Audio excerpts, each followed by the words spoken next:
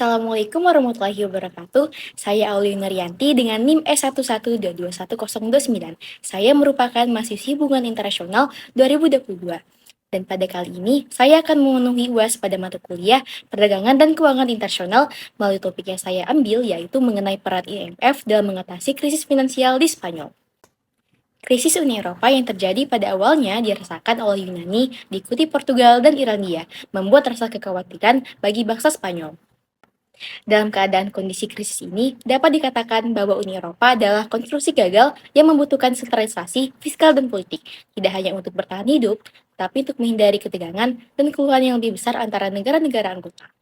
Krisis ekonomi di Spanyol berawal dari terjadinya properti bubble atau penggelembungan properti. Properti bubble ini terjadi berawal karena pemerintah Spanyol yang melakukan pembangunan berfokus kepada pembangunan di bidang properti di Spanyol. Penurunan perekonomian Spanyol dimulai pada tahun 2007. Namun, dalam kurun waktu 4 tahun semenjak dimulainya krisis Spanyol ini, belum ada terlihat dari perbaikan dari krisis tersebut. Dalam krisis ekonomi ini, dampak paling berat di Spanyol ada product breakdown dan job destruction yang terjadi pada kuartal pertama di tahun 2009, yang mana jatuhnya GDP sebanyak 6,3% dan peningkatan pengangguran sebanyak 800.000 jiwa. Dengan banyaknya investasi properti menyebabkan jatuhnya harga properti di Spanyol, dikarenakan ketidaksanggupan pembayaran kredit di bank yang menyebabkan kredit macet. Jatuhnya harga properti di Spanyol juga menyebabkan imigrasi dari negara-negara tetangga yang disebabkan karena murahnya harga perumahan di Spanyol. Kemudian ada dampak-dampak dari krisis finansial Spanyol. Yang pertama adalah dampak pada masyarakat seperti pengangguran, kemiskinan penduduk, imigrasi, dan tuntutan yang paling sering adalah untuk kecemasan masyarakat terhadap pola hidup, pekerjaan, nasihat hukum, dan dukungan psikologis. Yang kedua ada dampak pada kesehatan. Kemiskinan yang berasal dari tekanan psikologis dan stres yang sering mendahului masalah kesehatan mental seperti kecemasan dan depresi. Dengan demikian, kemiskinan merupakan faktor risiko penting untuk penyakit mental. Akhirnya, orang-orang dengan serius atau gangguan mental kronis misalnya seperti skizofrenia. Selanjutnya adalah strategi dan peran IMF dalam mengatasi krisis finansial Spanyol. Yang pertama adalah rekapitulasi perbankan dan resolusi langkah-langkah yang diambil untuk mengendalikan biaya rekapitulasi publik.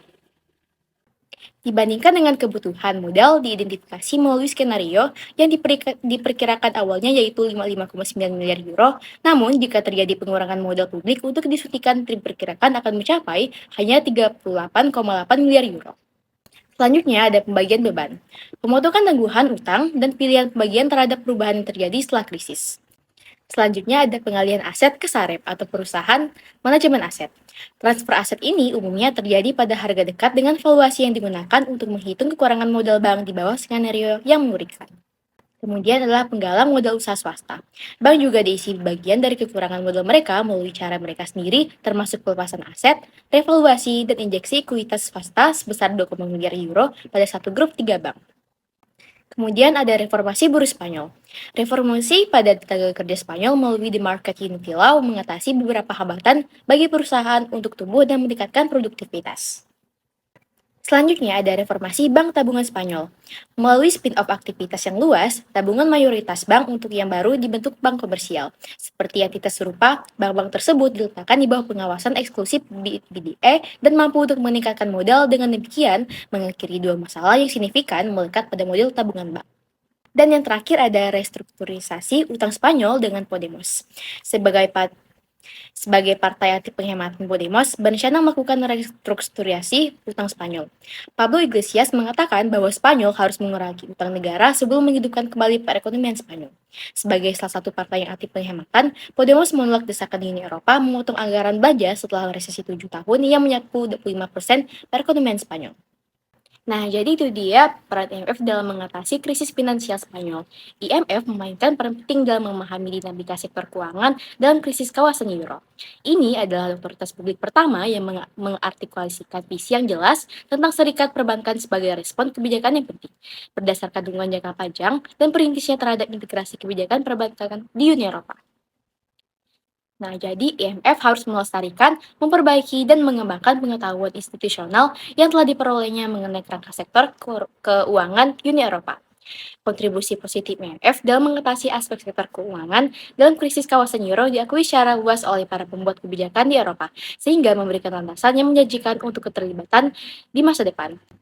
IMF harus mencurahkan upaya khusus untuk menyesuaikan proses dan metodologinya dengan konteks baru serikat perbankan yang menjadikan semakin sulit untuk mempertimbangkan isu sektor keuangan secara nasional.